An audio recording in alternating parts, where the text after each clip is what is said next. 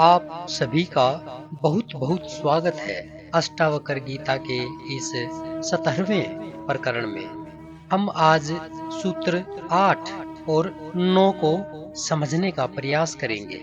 जब कोई खोज अपने चरम तक पहुंचती है तो शांति किसी तपस्या से नहीं बल्कि स्वभाव से प्रकट होती है।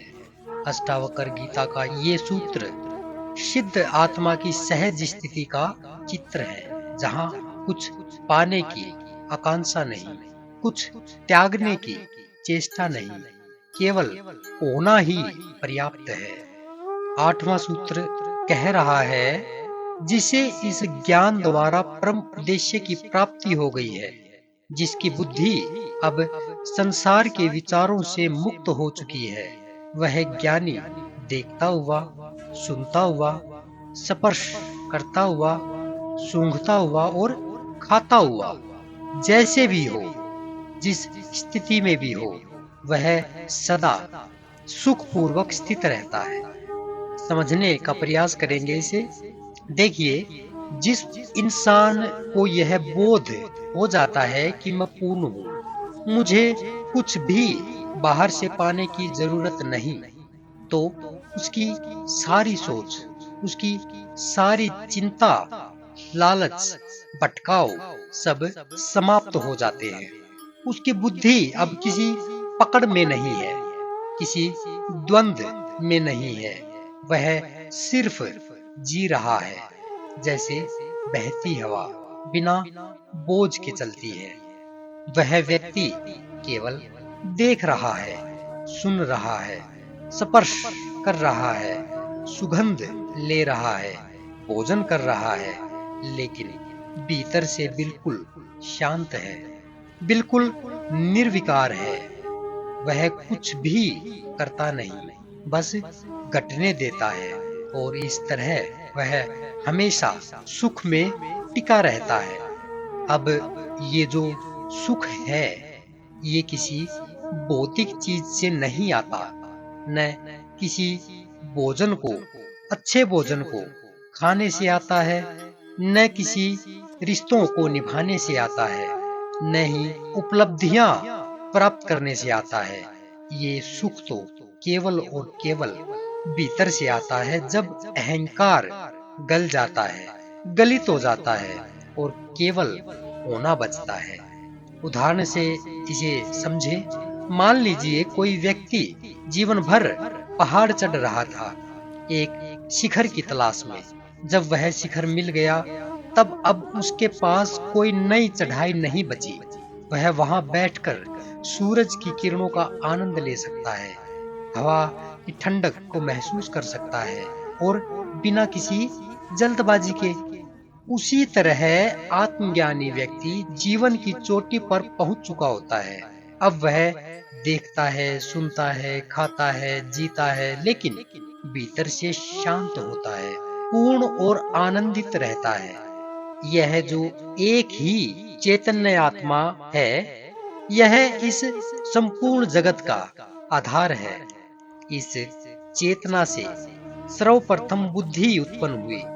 इस बुद्धि से अहंकार उत्पन्न हुआ, तथा इस अहंकार के कारण ही जीव अपने को उस चैतन्य आत्मा से भिन्न अनुभव कर रहा है।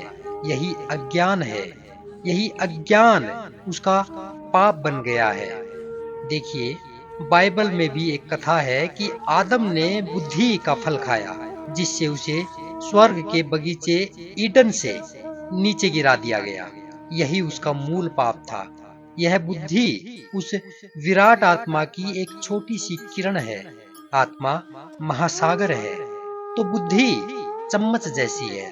बुद्धि छोटा पैमाना है, छोटा तराजू है, जो दुनिया के छोटे मोटे कार्य के लिए पर्याप्त है, किंतु उससे उस विराट चेतना को नहीं नापा जा सकता।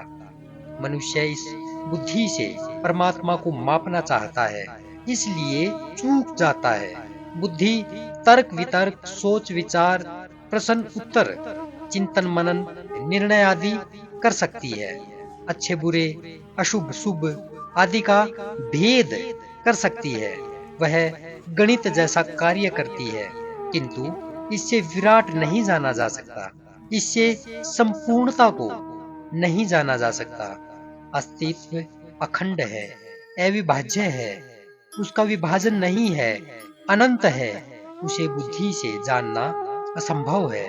चेतना बुद्धि से पार है, जो कार्य बुद्धि से नहीं होते वे चेतना से ही होते हैं। उच्च कोटि का समस्त ज्ञान बुद्धि से नहीं चेतना से सीधा उतरता है, अतः उसे अपौरुषेय कहा जाता है।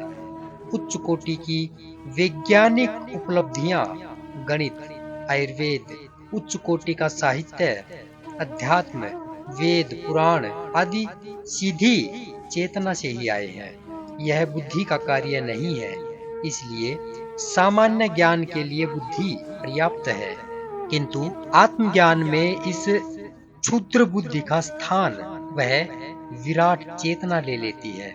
इसलिए अष्टावकर जी यहाँ पे कह रहे हैं कि जो आत्मज्ञान में कृतार्थ अनुभव कर लेता है, उसकी बुद्धि गलित हो जाती है, गल जाती है, समाप्त हो जाती है। वह क्षुद्र से विराट बन जाता है, उसे संपूर्ण कार्यों का और विधि विधान का ज्ञान हो जाता है, जिससे वह इस क्षुद्र संसार में विमोहित न होकर, यानी मोहित न होकर, स्वाभाविक रूप से अनिवार्य कर्मों को करता हुआ संसार के प्रति साक्षी भाव में रहकर सुखपूर्वक रहता है। वह चिंता और वासना से मुक्त हो जाता है। जीवन संयुक्त है, ऐसा वो जान जाता है, किंतु बुद्धि के कारण ही उसे भिन्नता दिखाई देने लगती है। बुद्धि गलित होने पर, हट जाने पर सब कुछ एक आत्मा में पिरोया हुआ दिखाई देता है, संयुक्त दिखाई देता है, और यही सत्य है, यही ज्ञान है, जहाँ बुद्धि की सीमा समाप्त होती है और चेतना का अनुभव होता है। अगला 9वां सूत्र क्या कह रहा है? इस सूत्र में अष्टावकर जी कह रहे हैं कि जिसका संसार सागर क्षीण हो गया है, ऐसे पुरुष में न तृष्णा है, न विरक्ति है, उसकी दृष्टि शून्य हो गई है, चेष्टा व्यर्थ हो गई है और इंद्रियां विफल हो गई है। जानेंगे अब ये पहले वाले सूत्र के लगभग कुछ बातें विपरीत है, लेकिन चेतना की ऊंचाई को छूती हुई बातें ये कही गई है। क्या कहा गया है? अगर कोई मनुष्य बुद्धि का अनुभव कर रहा है तो यह एक क्षुद्र अनुभव है, छोटा अनुभव है। उसका अनुभव केवल संसार तक ही सीमित रहेगा, किंतु जो चेतना का अनुभव है वह एक विराट का अनुभव है। वह क्षुद्र से ऊपर विराट को देखता है, संपूर्णता को एक साथ देखता है, जिससे उसका शूद्र संसार जो छोटे संसार के समान है वह क्षीण हो जाता है, गिर जाता है, समाप्त हो जाता है। जिसने महासागर को देख लिया वह छोटे छोटे तालाबों से कैसे प्रभावित हो सकता है? जिसने पूरे हाथी को देख लिया वह अंधों की भांति उसके अलग अलग अंगों को हाथी कैसे कह सकता है? अंधा ही ऐसा कहता है। ऐसी संपूर्णता के दृष्टा आत्मज्ञानी को संसार में न तृष्णा होती है, न विरक्ति होती है। उसकी दृष्टि मात्र शून्य हो जाती है अथवा पूर्ण हो जाती है। शून्य दृष्टि में ही पूर्ण का आभास छिपा है। ऐसे ज्ञानी चेष्टा रहित हो जाते हैं, जिसे सब कुछ मिल गया है, और जब सब कुछ मिल ही गया है तो चेष्टा फिर किस बात की करनी है? उसकी इंद्रियां भी विफल हो जाती हैं, क्योंकि अब विषयों के प्रति आकर्षण ही समाप्त हो गया है। परमानंद मिल जाने से शूद्र के क्षणिक सुख अपने आप छूट जाते हैं। इन्हें कसमें खाकर छोड़ना नहीं पड़ता।